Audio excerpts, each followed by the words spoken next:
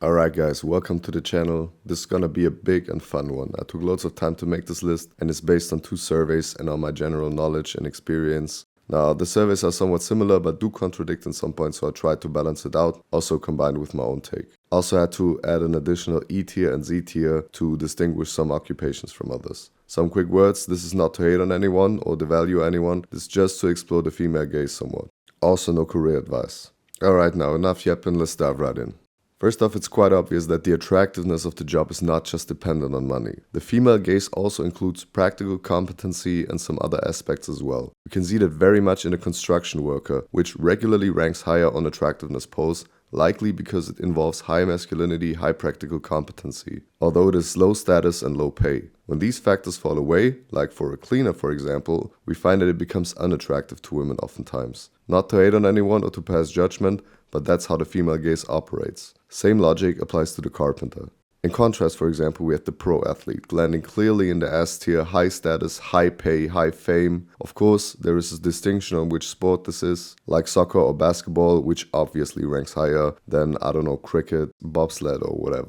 Then we have the model. Models are in high regard, especially in these visual times, and can make decent amounts of money. Therefore, they go straight to the A tier. Of course, modeling can have many variants. We are assuming a good-looking, quite successful model here. Now, the classic marketing sales guy goes to the D tier, as the job is quite common and doesn't stand out, regularly performs medium or low in the polls. But then again, if we are talking about a sales leader or irrespective of trade, someone in a leadership position or team lead, head off, we move to the B tier. This is simply because of higher pay, higher status and a more interesting job. Women love men higher up in the hierarchy, and also men higher up in the hierarchy tend to display the right traits that women want. Now I'm talking of my own experience here of having been in leadership positions and also seeing other people advance to leadership positions. That's also why we can find the CEO in the A tier, assuming an at least medium-sized company with decent earnings, high status, high hierarchical masculinity, and there's also some hierarchically proven competency basically.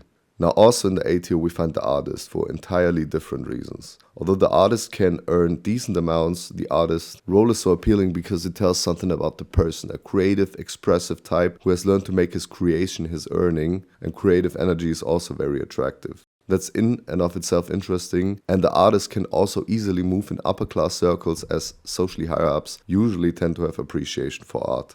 What is an artist without major skill or entrepreneurial spirit? A painter. And he would go in the D or E tier if I had prepared one. But let's take the mechanic instead, who goes to the C tier.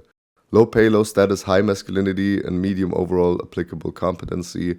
Mailman straight to the F tier, as it is low pay, low status, low competency. Same goes for the janitor and garbage collector, and additionally, there's an air of dealing with dirt surrounding them that might be repulsive to women. Is there anything more unattractive? Yes, there is. In the last tier, we find what I termed the repulsive criminal. So we are talking about people with really disgusting offenses, against children or in general rapists and stuff. So they will be wildly unattractive and repulsive to women. And here we can also find homeless guys. They have no means of resource acquisition and also lower overall survival chances. Just spitting the hard truth, not meant to hate on anyone. I wish every homeless person the best to rise again. What becomes of a criminal that is successful or higher up in the hierarchy, like socially approved or whatever, that's a smooth criminal, which can be found somewhere between the B and S tier, so I put him in the A tier. Might be a major drug dealer making tons of cash, or think bigger Pablo Escobar, easily S tier. People like this will always have access to certain women. It's just that a portion of women overappreciates the bad boy vibe and falls for this type massively. High masculinity, low status, high pay, high street smart competency, if you will. So this is something special in terms of talking about this tier list. Now, paradoxically, women also appreciate altruistic men, with hero status serving society in high masculinity jobs. Think police or firefighters. These jobs involve enforcing society's rules against potential danger, and women love brave heroic men. Often low pay, higher social regard, high masculinity, mid-competency. That's pretty decent, goes in the C tier. Here we also find jobs like non-profit employee, which seems to appeal to altruistic women or women attracted to this type of man. High up in the Boston Magazine poll as well. Women's stereotypical darling, the pilot, Lance, in the B tier. High pay, high social status, high competency. This occupation can attract women, but not as wild as the stereotype would have you believe. Virtually nowhere to be found in the surveys, while we know he's a loved one, still scoring high as fuck, therefore B tier.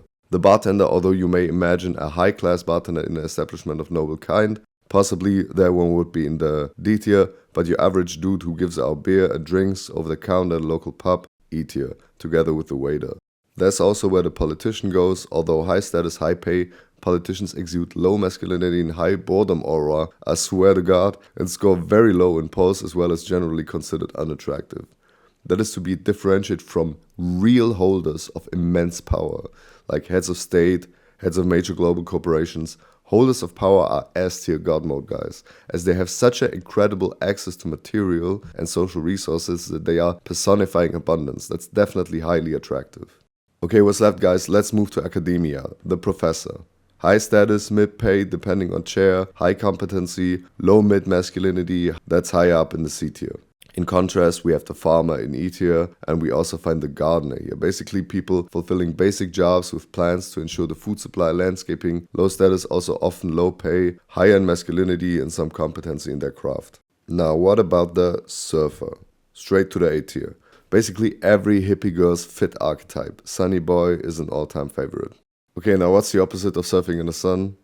An employee in a public administration building. Mid-status, mid-pay, low masculinity, mid-competency, reliable but boring, E tier.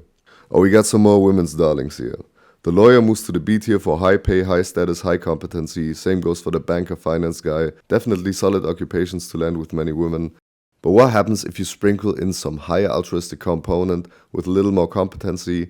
That applies to the doctor, and he can be found in the A tier. In my view, on one level with the psychologist, but not yet S tier, so both go in the A tier. Now there's some jobs that are high masculinity but come with complications. Let's take the soldier for example.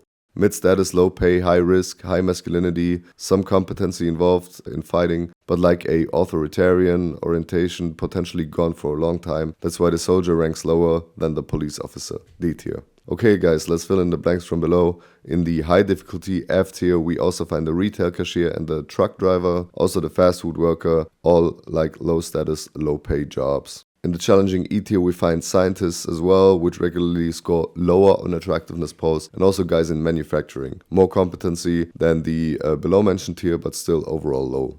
In the okay faring D tier, we also find bouncers who are low status, low pay, but high masculinity. I also located a chef here, as the chef may be low pay, but scores quite high in some polls and seems to be overall well liked. In the end, I guess women do love to eat. The teacher can also be found here, a medium status, medium pay, somewhat altruistic job that is okay, but not yet decent. And like marketing sales, we can also find the tech IT guy here. If there was another sub-tier in between, I would have put them a little higher, as they fare quite well in the polls as well, but not yet that decent. Alright guys, let's move up to the decent faring fellas of the C tier. Here we can add photographers who make decent pay, oftentimes, generally well liked due to their association with social media, and ability to depict women in a certain way and make them feel desirable. And there's also some entrepreneurial spirit involved here often.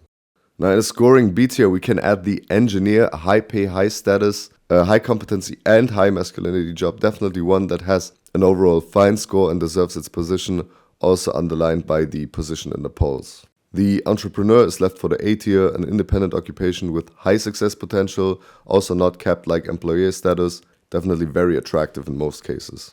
Okay guys, let's fill up the S tier. We basically can find anything star level here, like the supermodel, the famous actor, the successful singer, rapper or musician. Dude, these guys are on a level that is just beyond belief. Like also the wide reach influencer who has carved out his piece of the pie. All high status, fame boost, massive pay, abundance, pre-selected, strong personality types. Like all of these have God mode status from the female gaze, and you will have easy access to a large group of women at any given time. So that's just playing life on easy mode. Now guys, looking at this list, we can see that it all boils down to several key factors. Money, status, masculinity, altruism, competency, and fame as like a special form of social status. And there's also the general vibe of an occupation, like what do you get in contact with, what's your lifestyle like. For example, see like surfer versus garbage disposal to get a bipolar example. Definitely what's cool or not.